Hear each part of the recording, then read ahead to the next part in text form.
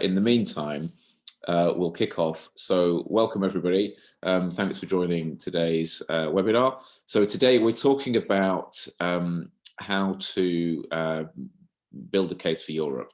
And obviously that's something that we need to be doing over the next few years in the UK, so that we can rejoin, and not just rejoin on a 52-48% split the other way around if we come to another referendum, or rejoin if we get a pro-European Labour government, for example, you know, in the with the vicious opposition of not just the Conservative Party but also half the country. We want to get to a point where there is a settled decision amongst, you know, a significant majority of people in the United Kingdom to be fully participating members of Europe, and not just members and participating, but actually taking our place as one of the leading nations in Europe, which is of course exactly where we ought to be. So to do that, of course, we need to not only get politicians to change their minds, we also need, you know, quite a dramatic shift in public opinion. And I think what helps us hugely is the fact that that shift in public opinion is already underway. I think there was an Ipsos poll, may have been YouGov, I'm not sure, last week, that was saying that I think it's 36% or something, as in 49% now saying Brexit was a mistake, 36% saying it was the right thing to do. So that is very, very strongly in our favour now. And I think there are similar numbers if you ask people how they would vote in a hypothetical referendum. So to some degree, a large part of that shift has already happened. But nevertheless, we obviously want that to go further. And I think another thing that is to our favour, even though it's hidden at the moment, is that there is, you know, a significant part of the population out there that is very pro-European. I mean, we had 1 million plus people marching on the streets 3 times in the last few years. That's never happened before on any other issue in history in the UK.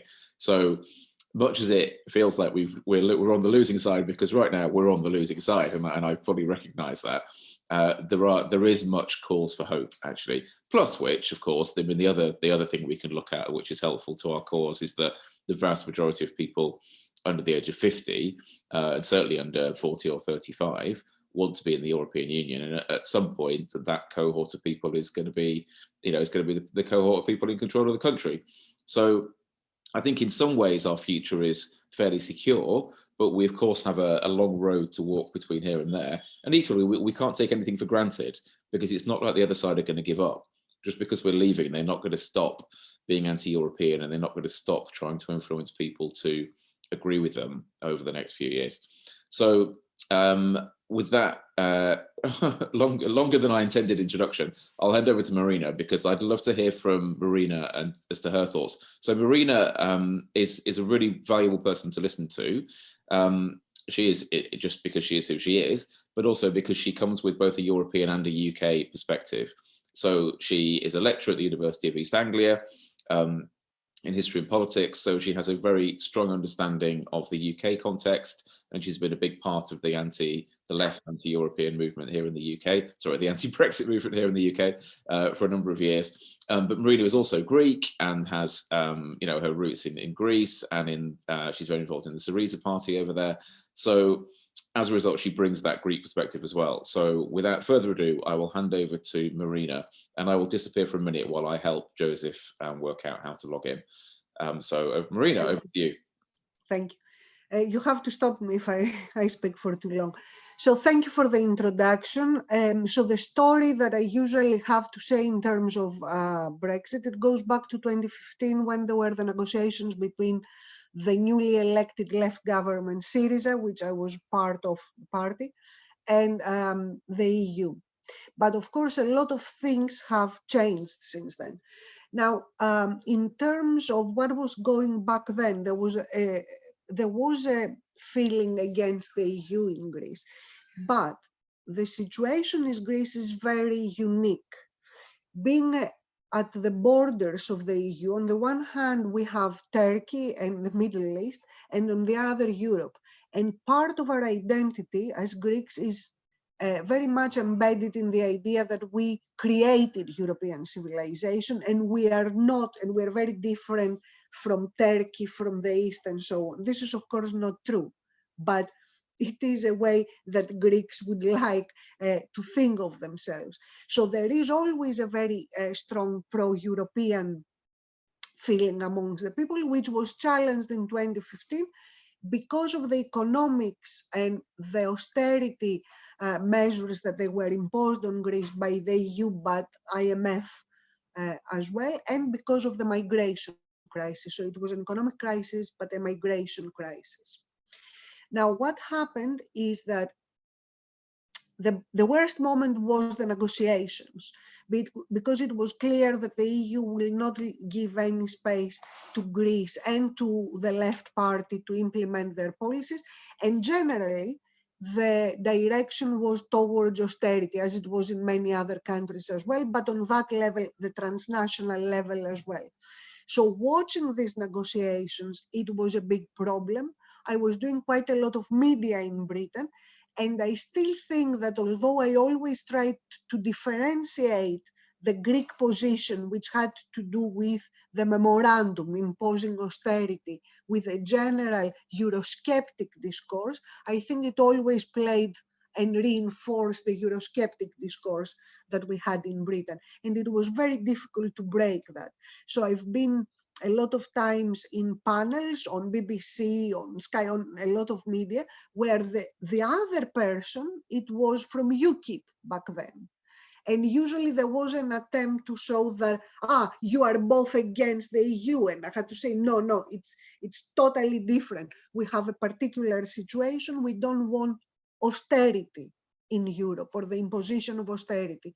So that's how Syriza and myself, we were trying to present it as a problem which has to do with the EU, because it is right-wing parties that they are dominating the EU, rather than talk about structural problems, which is what the other side wanted to say with the EU generally. Now, what happened after this situation with Syriza on government, left-leaning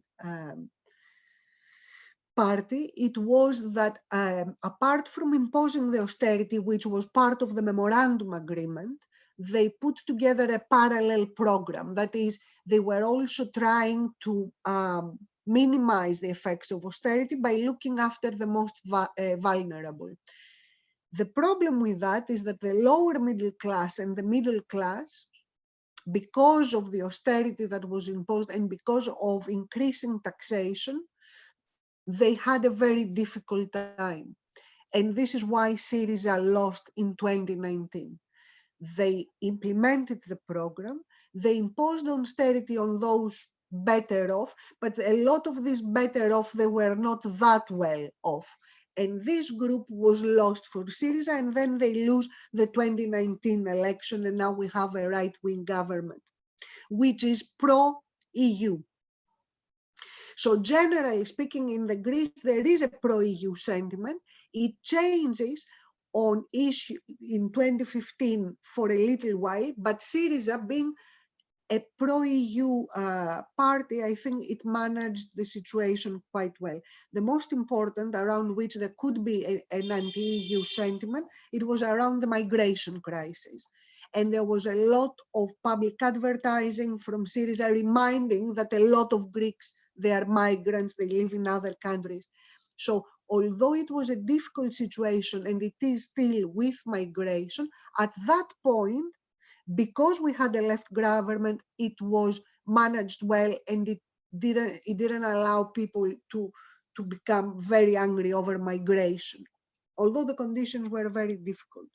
So I think migration is one of the issues that not only in Greece, but generally we have to be afraid of when it comes to the discussion of the EU. It is an area that it can be used from the right wing. There are very strong feelings around it. Nationalism can find a lot of ground. So we should be working on the ground from a pro-migrant perspective. And you saw what happened a few months ago when there was a lot of media coverage about all these people that they are crossing the channel, which is not the case in Britain. But this is one area that it needs constant work on the ground in relation to migration and in relation to the fear that EU allows migrants in or is more flexible with migration. Now, in Greece, one of the areas that it could potentially bring out this non-EU sentiment is around foreign policy. And right now, what is happening in terms of foreign policy is that we have a lot of provocation in the East Mediterranean Sea from Turkey. Turkey has opened quite a lot of different adventures, let's put it, for power in the Middle East. So there is the Kurdish, Syria, Nagorno-Karabakh now, it gets involved and so on. But there were a lot of provocations in Greece by having Turkish ships in what is thought as the Greek sea space. Around this area, the EU had to play a very important role because it is the borders of the EU after all.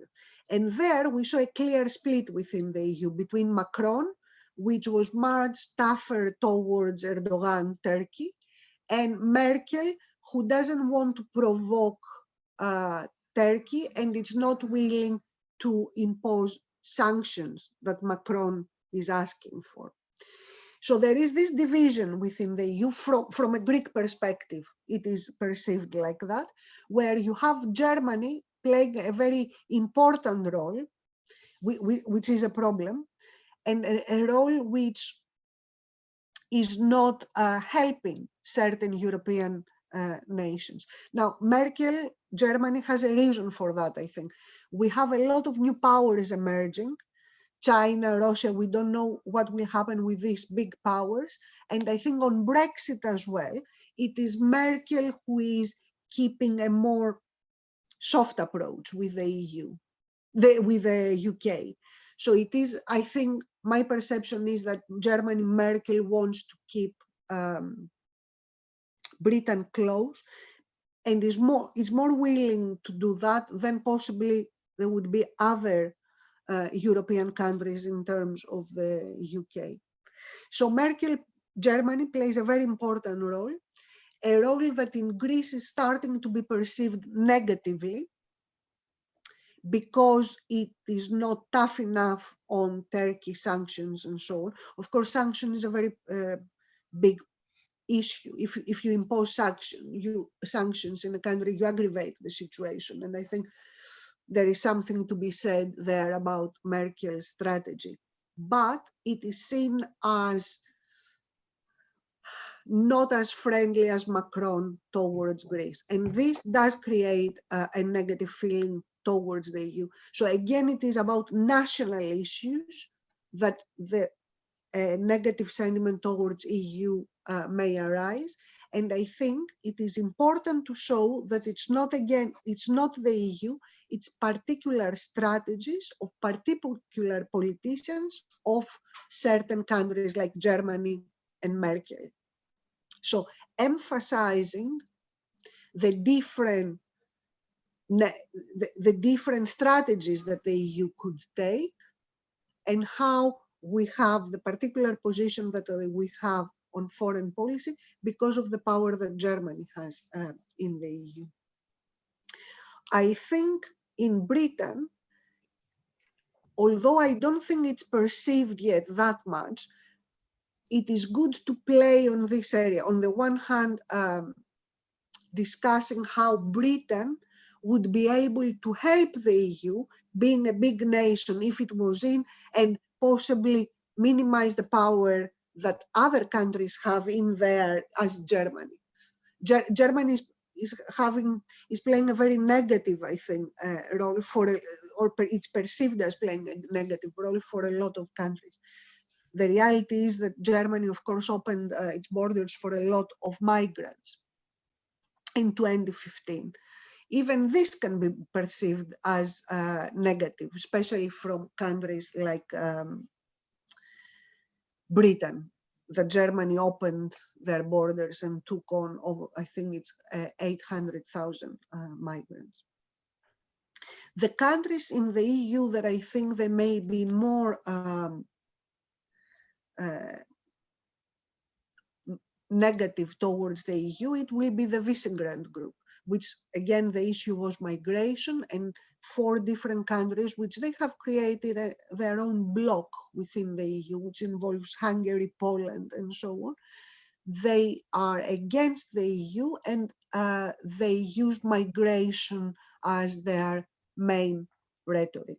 So effectively, we have an EU that it is very much, its policies, it's very much shaped by the few big countries like Germany, but also we have to remind people that we as the left, as Labour, we want to bring change into this balance of power within the EU. Now, traditionally, the Labour Party, the main argument of the Labour Party has been for a union of which will bring to Britain a lot of economic benefits. And I think during all this period, this was the main argument in the media as well.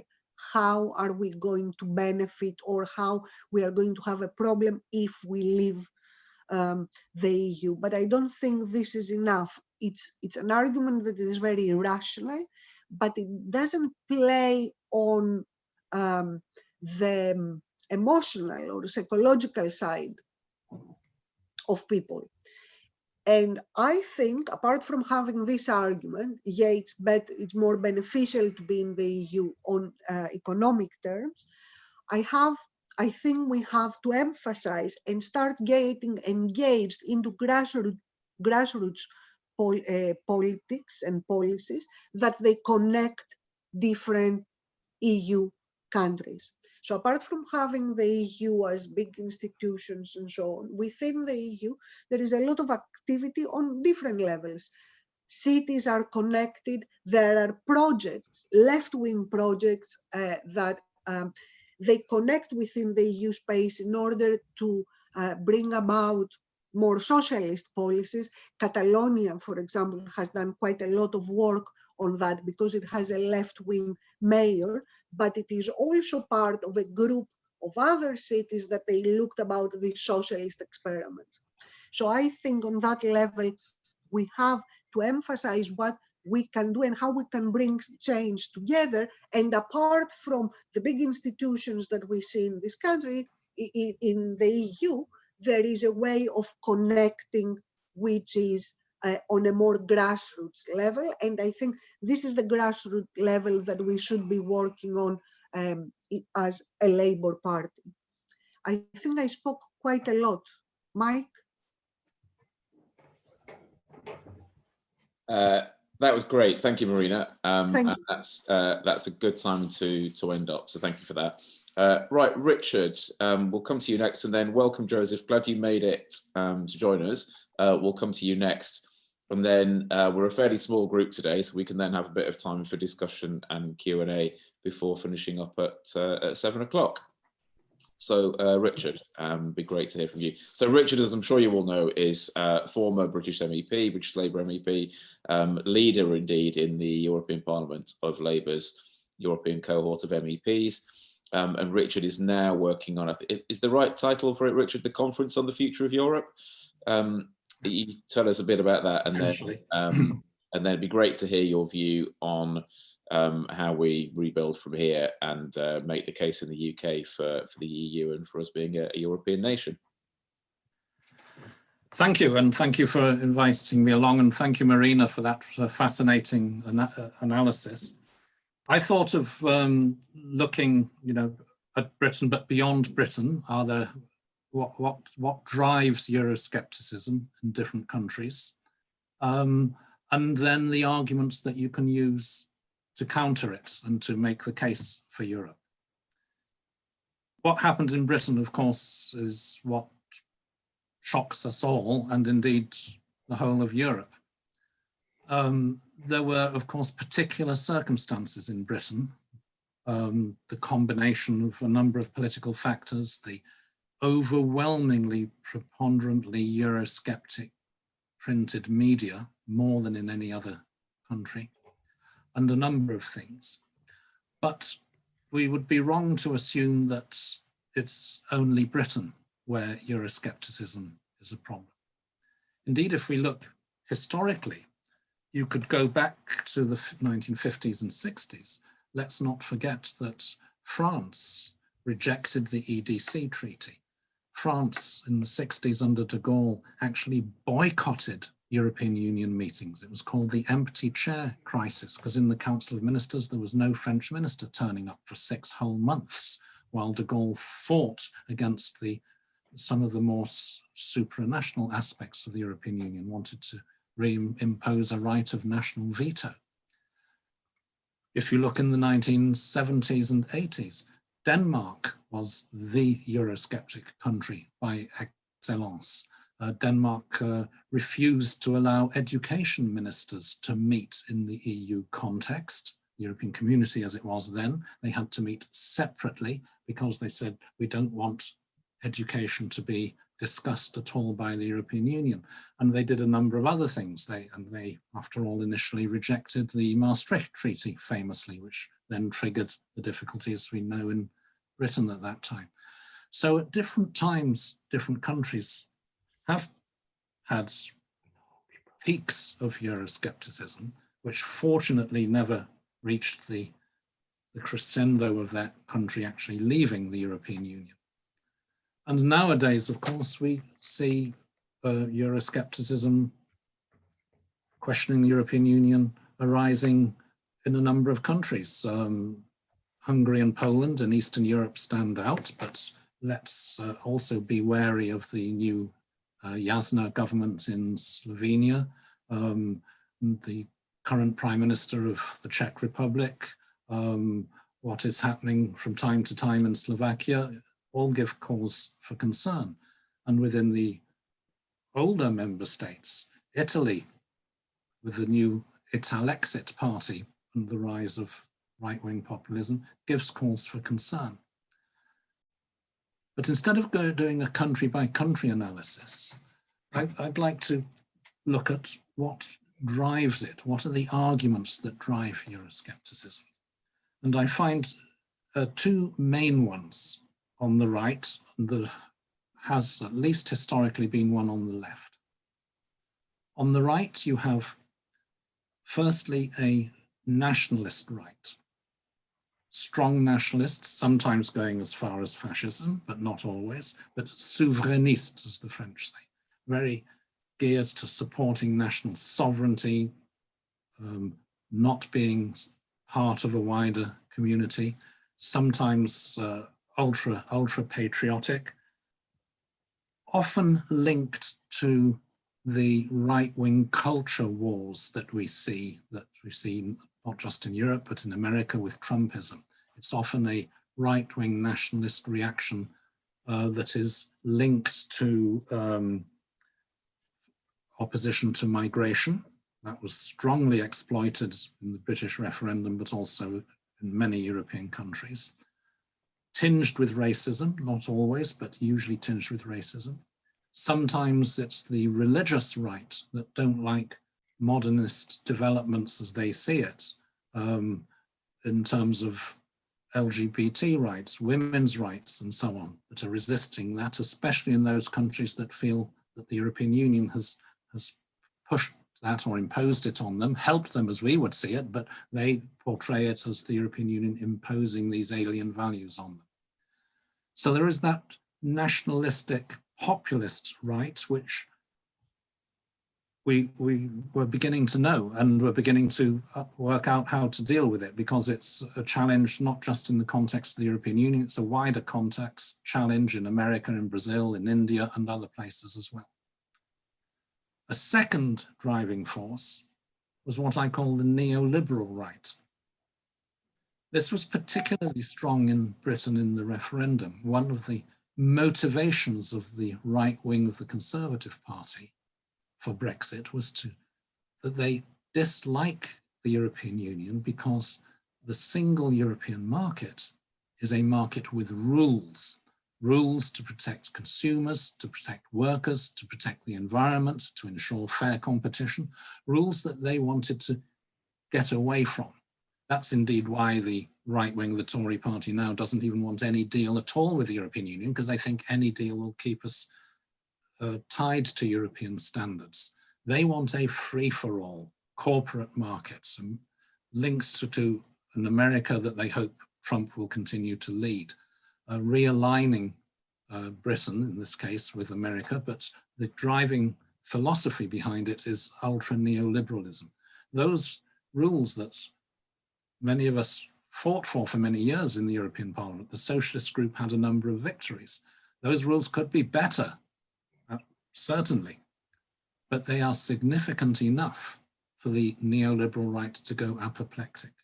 So that is also a driving force for anti-EU Euroscepticism in a number of countries.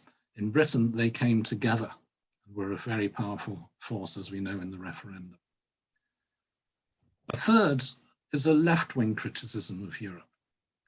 That has faded over the years, but not gone away entirely. It's the argument that the EU is a capitalist club. Its driving force is a large market.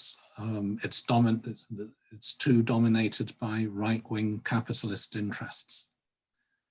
That has faded away to a degree. It used to be very strong in the Labour Party in the 1970s and early 1980s. David Blackman's on the call here. He will remember it very well. It was the case in PASOK and on the Greek left when Greece first joined the European Union. Part of the French Parti Socialiste, the CRS fraction, for a long time was very anti-European integration. Some of our Danish and Scandinavian colleagues. That faded away, not entirely, but to a large degree, as the European Union evolved and as we, the socialists in the European Parliament, had those victories that laid down those rules to protect workers, consumers, the environment, and so on. That helped, but it's not entirely disappeared. So those are the three sort of arguments that are used, that are the driving force. I say arguments, it's also to do with interests as well. Interests, financial and economic interests in many cases. These arguments don't just appear all the time out of intellectual curiosity. There's usually a reason that is propelling them. So how do we deal with this? How do we make the case for Europe? I think we unavoidably have to tailor a number of cases for Europe in function of different audiences.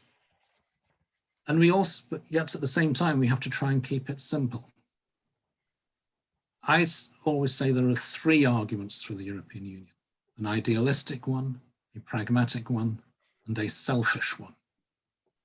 The idealistic one goes back to the original idea. Countries that for every generation from the fall of the Roman Empire until World War II had gone out and slaughtered each other on the battlefields.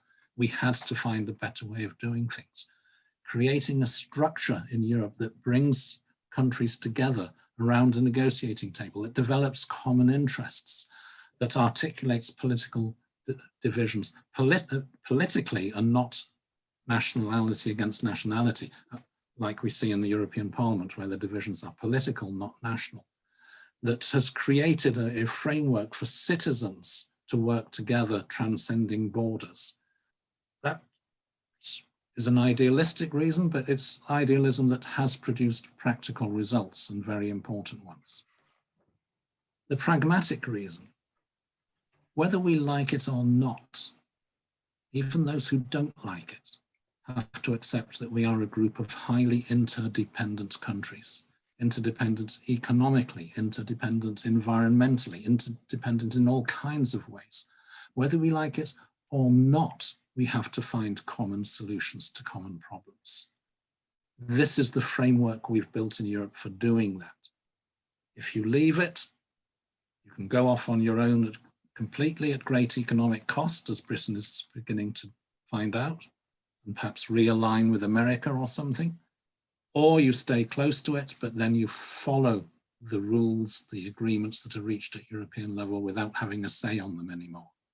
Neither is actually very good. If you leave the European Union, you face that difficult choice. But for pragmatic reasons, we're interdependent whether you like it or not. The decisions taken in the EU framework affect the whole of Europe. You need to be there to participate and have your say. And then the selfish reason, economically, every single one of our member states, they are trading nations, and their main trading partner is the rest of the European Union, or in Britain's case, the neighbouring European Union. That is a vital national interest. If you walk out, you do it at your peril. It will hurt you, it will harm you economically. It will destroy jobs, it will be costly, it will be damaging. So that is a purely selfish reason. Now, those three types of reasons, idealistic, pragmatic, and purely selfish, they all apply, they're all valid, but some people will be attracted more to one of those arguments, other people to a different one of those arguments. But I think it's important to keep on saying it again and again. And without that, you have a slow drift towards Euroscepticism. Too often in Britain, to learn this lesson, British pro-Europeans didn't go out and make that argument. They often conceded some ground to the opponents. They'd say, yeah, well, the EU isn't really very good. Yes, we agree, but we can reform it, or we can do this, or we can do that. They were always conceding the ground and the premise, and the argument shifted further and further in the Eurosceptic direction. The EU isn't very democratic. And they'd say, pro-Europeans say, no, yeah, indeed, it's terrible, but we might make it better, instead of saying, well, actually, it is rather democratic with an elected parliament and so on. And you could see that argument after argument. In Britain, the main pro-European think tank called itself Centre for European Reform, not Centre for European Policy or Centre for Developing Europe or Britain in Europe or a British positive constitution. No, very wary, Centre for European Reform. We don't really like it, but we think we can reform it. No, you have to go out and make those positive arguments, not with naivety, not saying the EU is beyond any criticism, but when you have criticism, turn it into a policy debate. There's an EU policy which is wrong that needs changing, not the EU is wrong, we should therefore leave it. Just as in Yorkshire, where we don't like much what the UK government is doing, our answer isn't to say Yorkshire should leave England or leave the United Kingdom. We say we change the government, well, and change the policy. Well, that should be the reaction as well for anything you dislike about the EU. Let's change the policy. Let's make the case. We have elections in the EU. We can do that. Not, oh, we don't like this policy or that policy, let's leave it. So both in terms of arguments and in terms of the technique of arguing and the vociferousness with which we should make the case, there are a lot of lessons to be learned. Thank you. Thank you, Richard. That was clear and helpful as always. So thank you so much for the effort you put into preparing that and for coming to deliver it to us. I'm really grateful. I'm sure we all are as well. So we'll come straight across to Josef. And then once we've heard from Josef, we'll have time for discussion and questions. So Josef Weidenholzer is former MEP in Austria, and I'm sure has had an illustrious career before being an MEP as well. So Josef, if you'd like to introduce yourself briefly and then give us your perspective on the matter at hand and the view from Austria, that would be really great. And thank you so much for making time to join us today. Thank you, and I'm very happy to see also my friends again and to listen again to Richard's analysis. We always enjoyed that in our group, yeah. And the moment, of course, is not a very good moment. It's a very sad moment that the UK is taking this path, maybe for the moment, but at least is a reality. I'm from Austria, from a country which is a younger member of the European Union. So we just celebrated 25 years of membership. We joined the same club as the UK in the European Free Trade Association. You left it in '73. We left it in '95.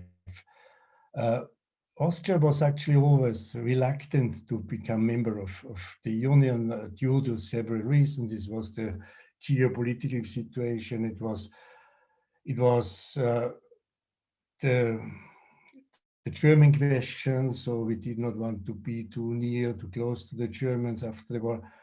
It was the Soviet Union as such, which had also geopolitical interests. So it came actually more as we got used to this situation. It came more as a surprise in end of 80s, 89 exactly, when all of a sudden the public opinion changed that we wanted to become member of the European Union.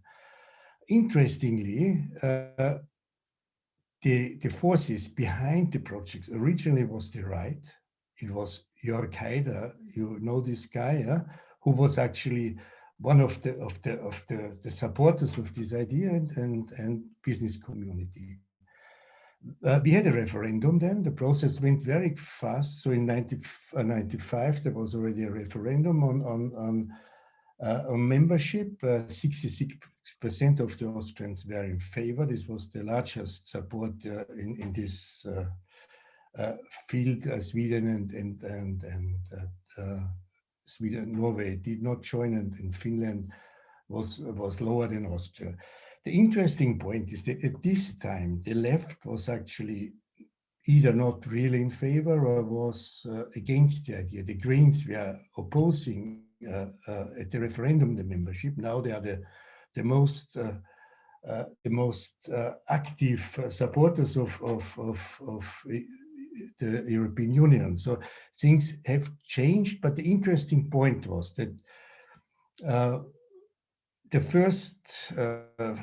first big event was when Jörg Haider was entering the government with the conservatives.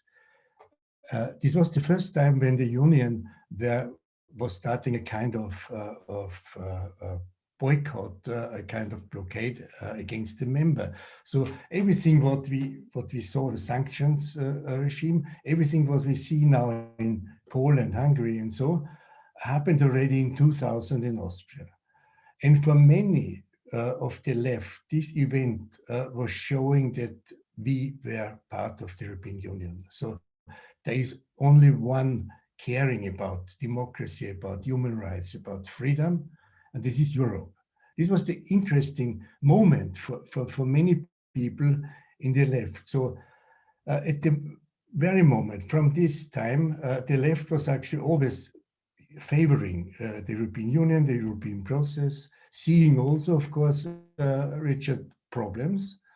I mean, the privatization, the lack of solutions in the migration crisis, what was also a question of Greece. So there's a lot of things which have to be discussed. But interestingly, we are now at the point, I just have the newest polls, they show that 75% of the population just recently, a month ago, said we want to stay. Only 8% of the population want to leave the union.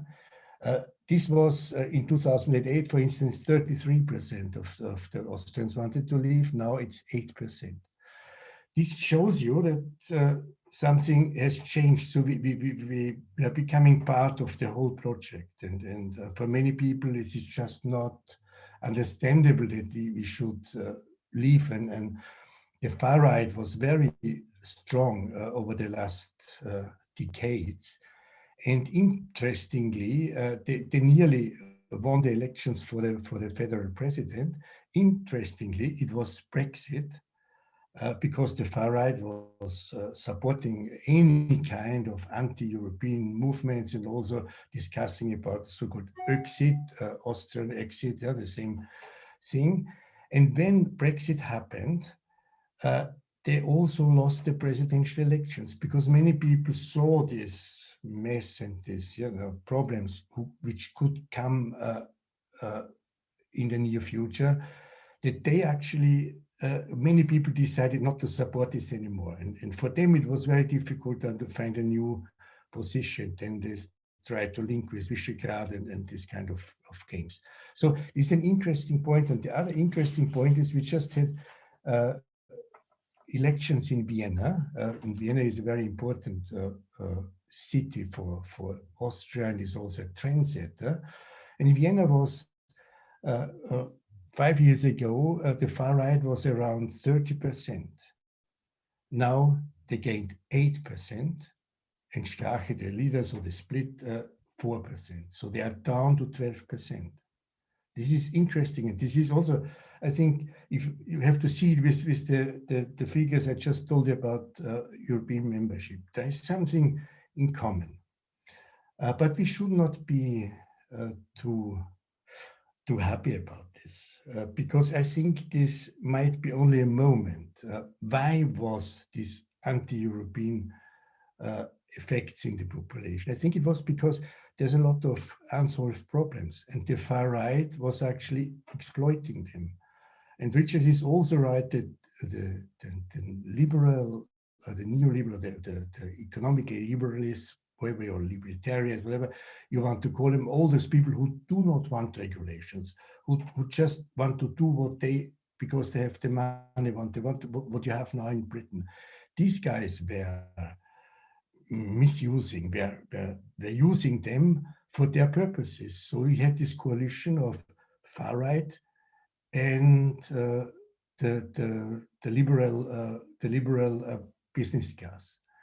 This is at the moment in a difficult situation, because there might be also new tendencies coming up in how business is dealing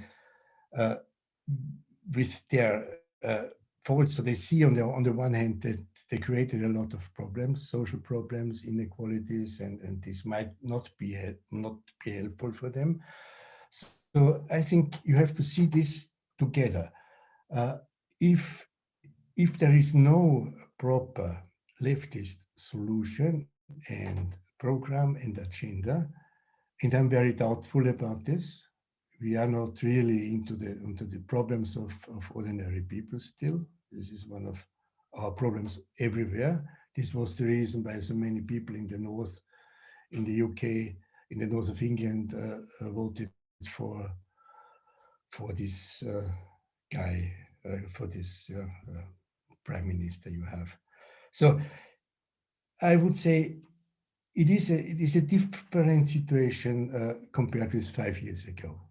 It is full of chances if you see it from our national level. If you look at it from a European level, I think there was also some really interesting changes. I mean, a Greek colleague rightly said that the German position in Europe is not always very helpful. Yeah? But what happened in May, June was that the Union was actually failing forward. Yeah? So European Union in the COVID crisis failed, everybody knew. But at the end, there was something stronger. In Germany, they discussed about the so-called Hamilton moment, when the United States became a federal state, things like this. So in Germany, there is now a kind of pro-European sentiment, which did not happen during the Greek crisis. The Greek crisis was a big failure. This was disastrous. This was really nationalist maneuver against a member. It was domestically oriented, but it was actually they wanted to win regional elections, but they nearly destroyed Greece. So Germany is now on a way to change their positions. So this could be for us another point where we to debate and to discuss what could be next. And for us on the left, I think we have to go back to our original agenda, and this is to solve social problems, to deliver answers for those many people. And I also believe that the COVID crisis for the moment is a moment where really things could change in a very very historic way even. Yeah. So we are not through this crisis now, and at least it tells us now already that we need other answers. We need common answers. We cannot solve it on a national level. All these things had been displayed very clearly. So I would be not too pessimistic, but it depends on us. If we have the spirit, the bravery, if we are really taking the challenge as our predecessors did 50 years ago, 100 years ago. So it is a moment which is completely different to 2018, for instance.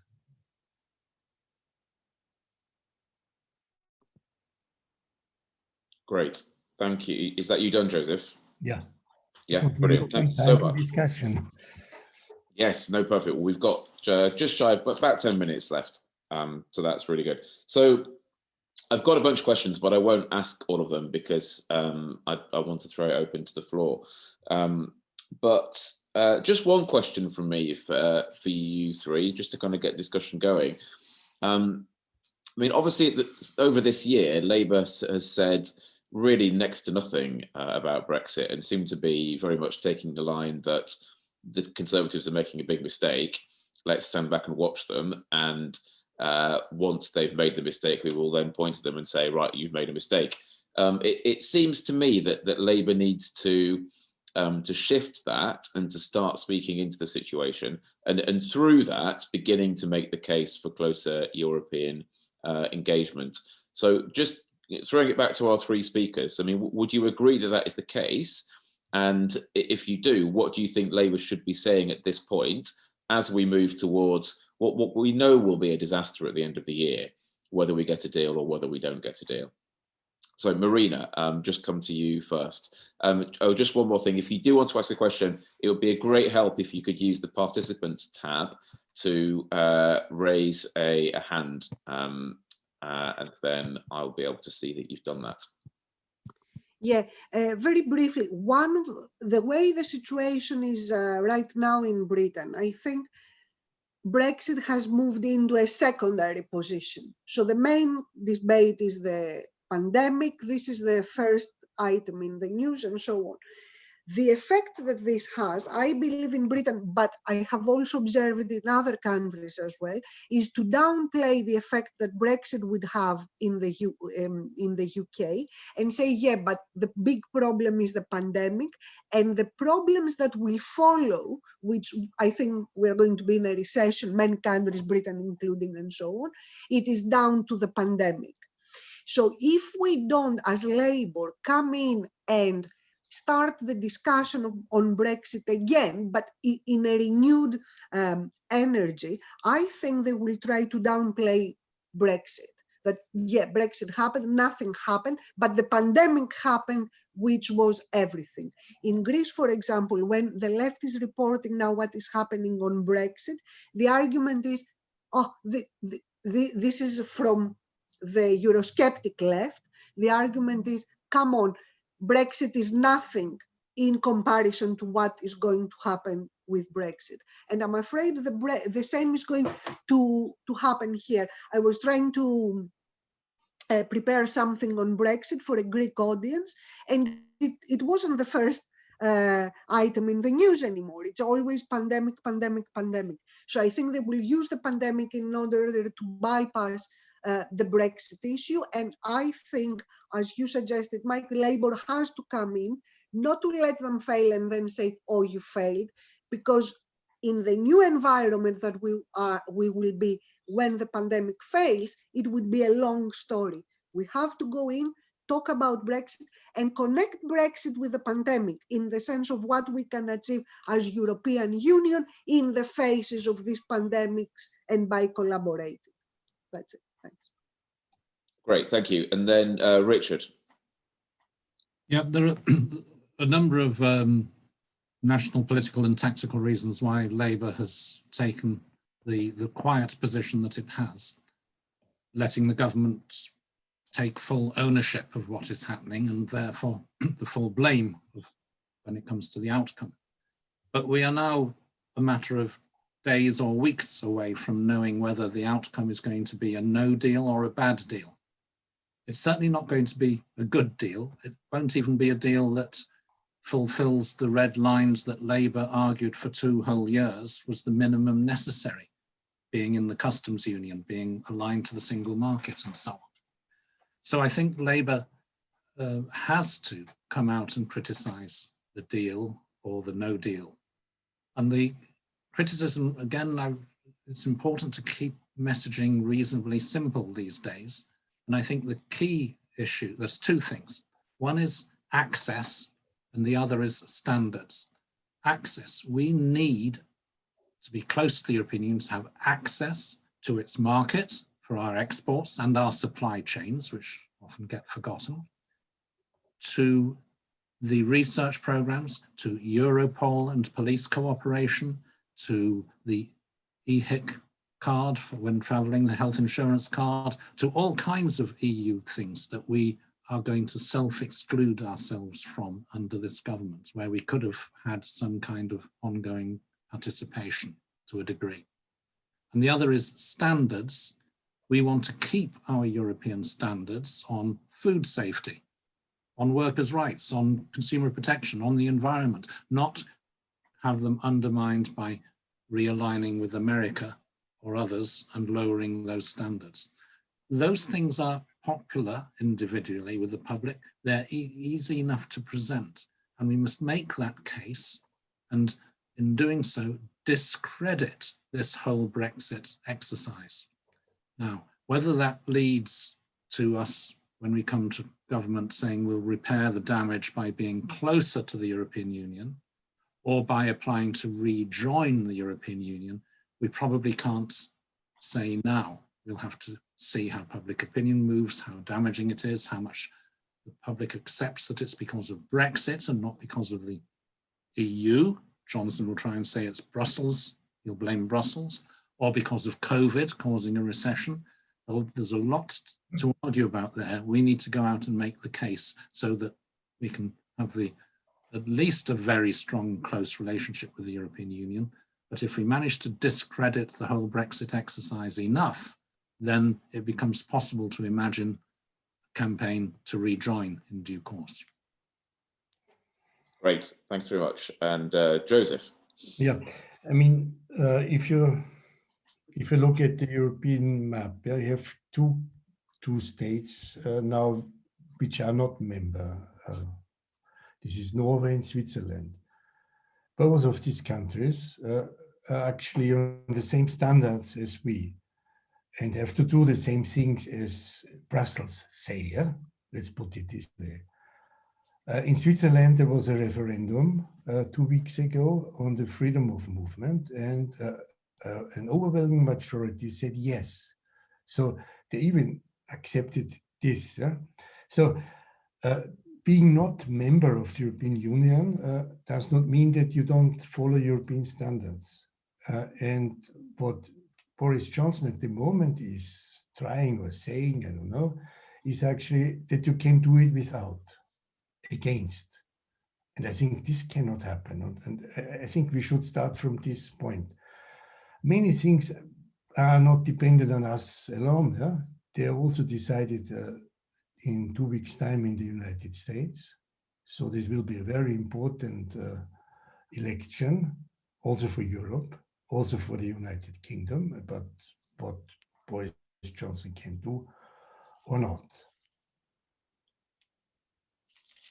Great, thank you very much to all three of you. That was really helpful. So we've got a couple of questions. So David Blackburn, will come to you. Would you like to ask a question? Yeah, I've just unmuted. I don't need to repeat what I agree with what Richard said very much, so I won't go on that. And I think Joseph made an interesting reference to the Swiss recent vote, which I think gives one encouragement for the attitude of the younger generation. But I wanted to pick up as an old hand dealing with Greek affairs, and having taken part in the negotiations with PASOK and the International Socialist Group all those years ago, I find it very interesting to watch the development in Greek politics. Now, Syriza was an alliance, and I wanted to ask Marina, some of the allies that came into that alliance came from pretty good knee-jerk anti-EU positions, although the main communist group, the Party of the Interior, was very pro-European. Is that still a feature? And of course, with presumably many people who supported PASOK on the anti-European period are now supporters of Syriza. Is that a factor? But my second point was China. We haven't talked about two of the policy areas we need to be starting to think about. They apply whatever happens in the next few weeks. Our attitude to China, our attitude to Russia. And I won't go on about the Russia report, etc. But China in a Greek context is serious. The Chinese own the port of Piraeus. The Chinese see this as part of their continuing route into Europe. To what extent is this a serious matter of political debate in Greece? Seems to me there's a lot of serious points we need to think about. And if we get beyond the actual dreaded date of Brexit, we've got to have a policy if we're outside, as the EU countries have got to, with threat from China and the threat from Russia. So I particularly would like, perhaps now straight away or in the response by the speakers, to hear a response from Marina on that. Thank you. Who would like to take that? Shall I reply? Shall I reply, Mike, you said? Yeah, please. Yes, David, thank you for the question. You are very right in the points that you made. So Syriza was a coalition. It became a party, a unified party in the process for legal reasons, but it had part of the left that it is against the EU. They left in the second election. So in 2015, there were two elections, once before the negotiations. When the negotiation forced Syriza to sign the memorandum, there was a second election in September, and they left the left that it was anti-EU left at that point. They did go to the next to that election as well in the next elections, but they have very, very small power right now.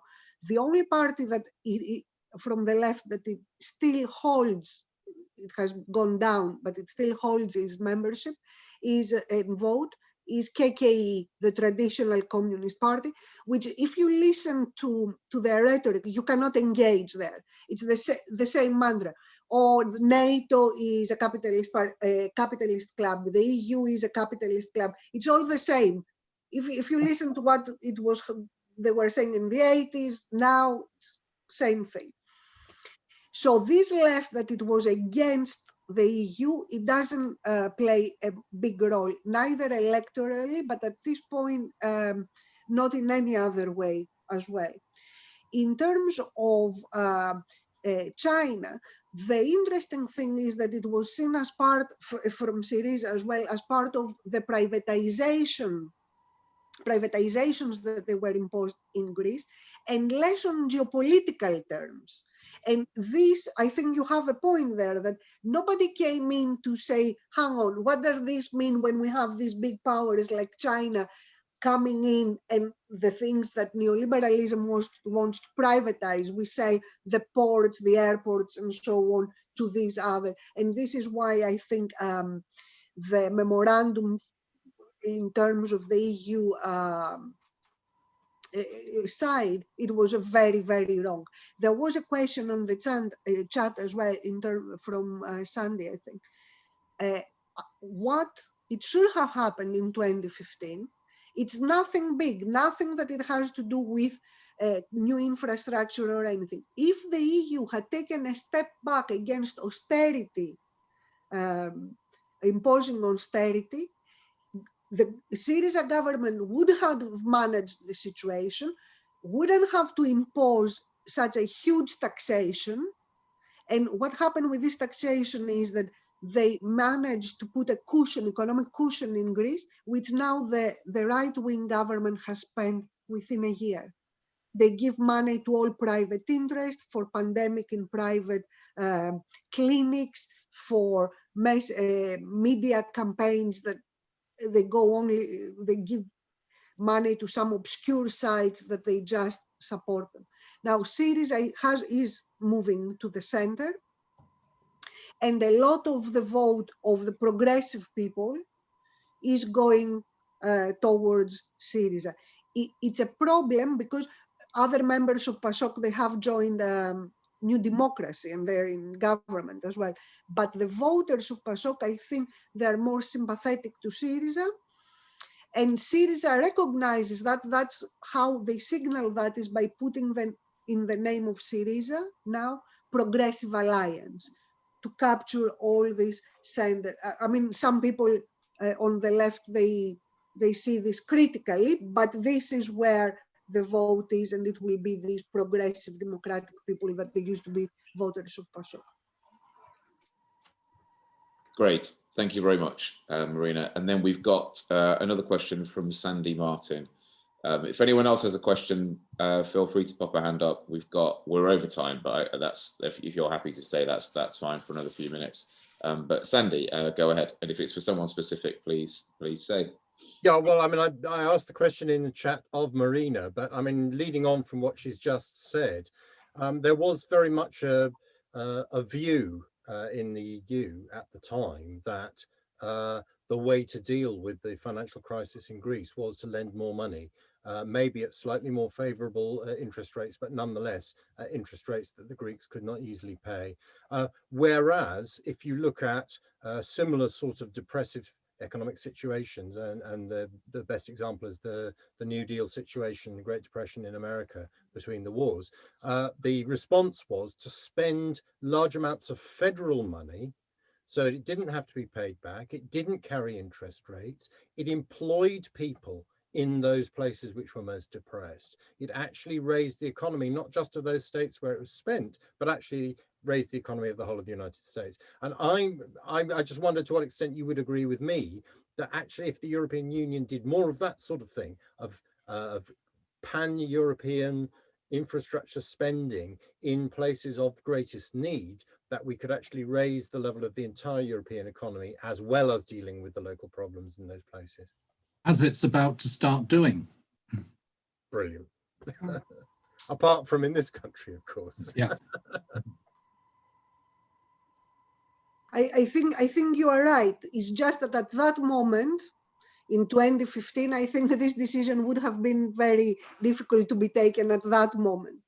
And the debt still, and it will come again at some point, it's still a huge issue for Greece that, I mean, it's postponed. It has a long time ahead, but we are tied into this debt forever. I think one of the big problems as well at that point, it was that you had Schäuble coming out and talking about having a periphery, that it will be countries. It breaks something of this, apart from the economics and how this will work and so on, it broke something from the spirit of the EU and the unity, having suggestions like that. So I think it was a very tragic moment, but we have moved from there. My worry is how far we have moved in order to be able to deal differently in the next crisis, which I think it's approaching because of the pandemic. May I just add one little thing on Greece, that with our eagerness to criticize what happened from the left, we often overlook the other side of the ledger. The EU did give a long-term low-interest loan, the biggest one ever historically to Greece, to give it time to turn the corner, and wrote off half of its debt that had been accumulated from before the crisis hit. Greece was already had a debt to GDP ratio of above 100% before the credit crunch came, because of spending by New Democracy and indeed PASOK governments before. Actually, not so much spending, but the failure to take tax revenue from the rich in Greece was the main thing. So there is that other side of the equation, which we often overlook. The EU did help Greece in a way that outside the EU would have been much more difficult. Richard, this is seen differently from us. It was as if there was a lot of a lot of low interest money given to a lot of countries, which in a crunch time, this is going to return back with a vengeance. Just one point. I mean, we're always talking about the European role in Greece. Yeah, it was, of course, European politics, but it was the politics of Germany. And it was the intergovernmental method which had been used in this crisis. The parliament as such, or the community institutions were not really involved in solving the crisis. So it was actually a German kind of deal with influential other member states implied on Greece. And this was not the European answer. I think even taking the situation in 2015, the answer of the parliament would have been different than that is of the council, or Merkel and Schäuble. Not even the council, it was the Eurozone. Not the Eurozone and the fiscal union, yeah, all these kind of games around, yeah. The funny thing is that we have to remind that in Britain, because when they were talking in Britain about the Greek crisis, it is as if British people were assuming that they are in the same fiscal union that we are. And you said, no, but why are you bringing this up? You don't have the euro. And just one point, if you look back to 2015, yeah, so this was this big crisis in 2015, the elections and the council for 4 days, whatever, yeah. 2 weeks later, there was the migration crisis starting, yeah? And it also went via Greece, and nobody cared about this, yeah? So the connection is there, yeah? Merkel was just interested in solving this currency crisis, yeah? And all these games around this. But that they already, and everybody knew in my country, we saw them thousands a day coming, yeah, that something was mounting up. And nobody did any help to the Greeks. Sorry for that, yeah. No, that's fine. Right, we're way over time, so we should draw things to a close.